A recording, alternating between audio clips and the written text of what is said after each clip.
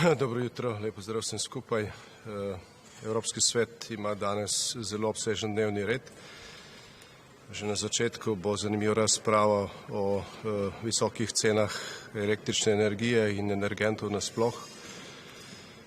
Glede na dokumente, ki smo jih dobili strani Evropske komisije in regulatorjev, ne pričakujemo kakšnih zaključkov, ki bi bistveno spreminjali same razmere na trgu, zagotovo pa bo več odločnosti v smeri ukrepov, s katerimi se te podražitve blažijo v smislu učinka na potrošnike oziroma na državljane, na Evropejce.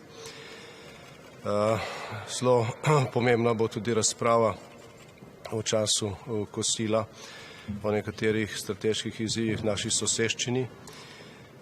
Z veliko zaskrbljenostjo smo vsi spremljali zadnje dogodke v zadnjih tednih in tudi v zadnjih dneh povezavi z Belorusijo, za izkoriščanje nesreče migrantov za hibridne napade, ne samo na sosedstvo, ampak na celotno Evropsko unijo strani beloruskega režima je zavržno in to je enotno stališče celotne Evropske unije.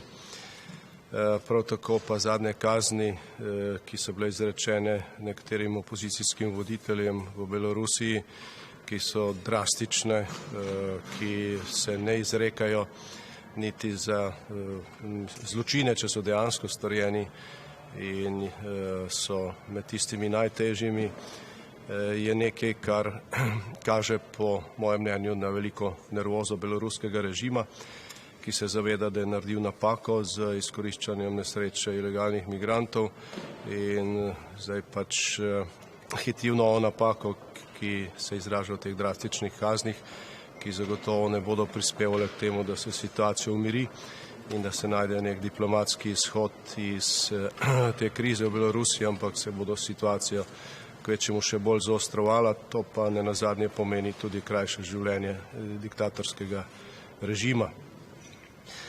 Zdaj, Evropski svet se bo sestal tudi v euroformatu, v inkluzivni sestavi. Pogledali bomo, kakšno je stanje naše skupne valute, kateri so ključni izzivi.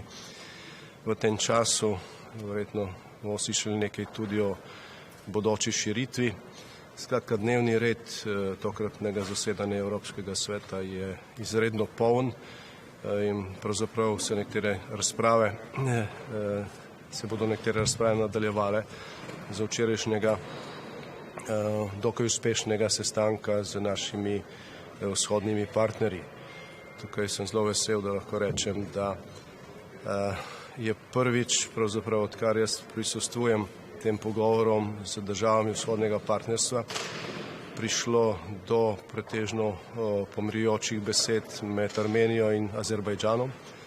Da je bilo to veliko pozitivno presenečenje včerajšnjega sestanka. Oba voditelja sta namenila veliko več pozornosti temu, kako situacijo reševati, kako se dogovoriti za nekatere pragmatične rešitve v tej situaciji, kot pa medsebojnemu obtoževanju.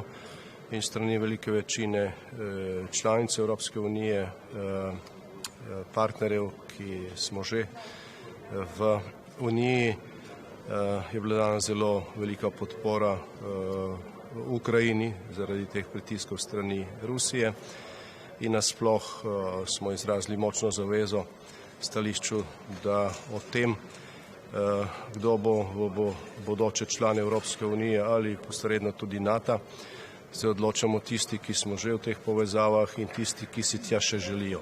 Nikakor pa ne pristajamo na to, da ima nekdo, ki ni niti član, niti si ne želi postati član, pravico veta in pravico vpliva do vpliva na suverenost in samo odločbo katerekoli suverene države.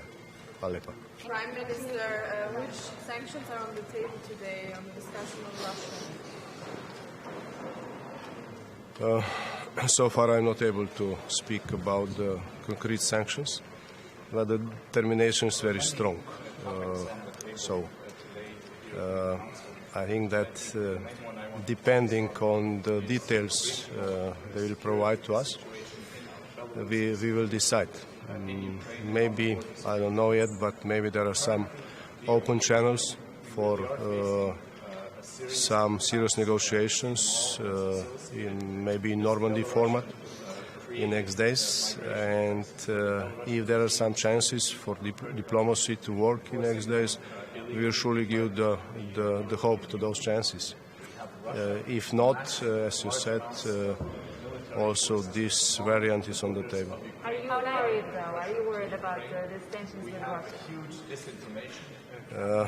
Yes, I'm worried. I'm worried because the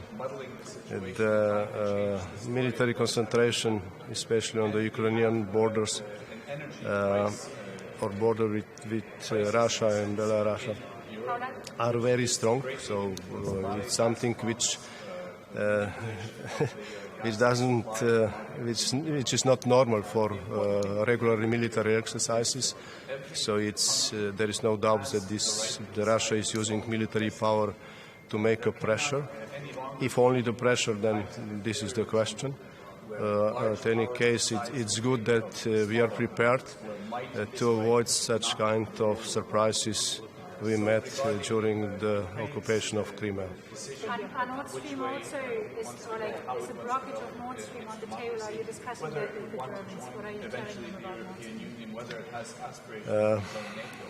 Stream? Surely, Nord Stream will be mentioned during the first debate regarding the energy situation in Europe. When we will discuss also so-called strategic autonomy, and energy sector is very important part of so-called strategic autonomy, and also then when we will discuss the relations with Russia.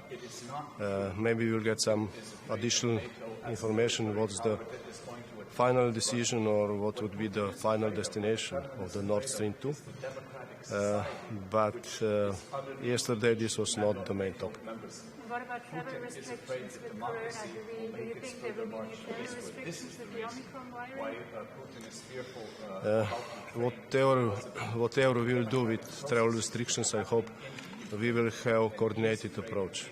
I think that this is what we need, and this is why we have European Union to coordinate situations in such to coordinate reactions in such situations.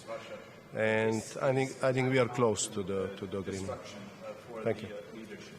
Therefore, we have to support, as Europeans, as democrats, we have to support